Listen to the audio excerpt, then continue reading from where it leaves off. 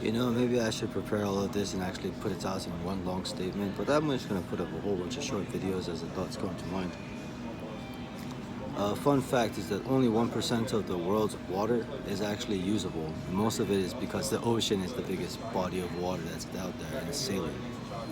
So that kind of leaves you with two options. Either you learn how to desalinate the water economically, or you reclaim the 1%. And both options are viable, but I prefer to reclaim the 1% because the 1% is, well, let's be real. We need that water to remain in circulation, practically. Desalination is a good way for places that are close to the ocean that have water issues, but most places that are close to the ocean don't have water issues. Israel's a kind of a, I want to say they pull water from one of the seas. They have one of the world's largest desalination plants because they're big on self-subsistency. Because you can't rely on they can't rely on their neighbors for sure.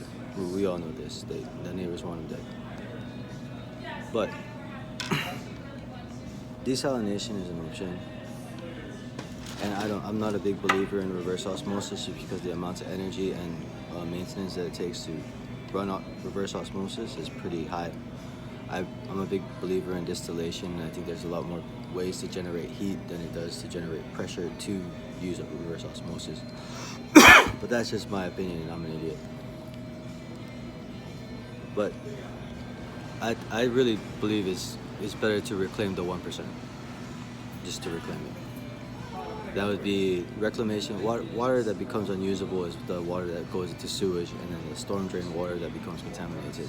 The storm drain water is somewhat usable, but I've been all over the place, and if you ever look at a storm drain, you don't see much life in it. You see a turtle here and there, you might see a fish, but usually you try to look for amphibians, salamanders or frogs, because that's a sign of clean water, and I don't see that in storm drains. You can make it look pretty, but it doesn't sustain life very well.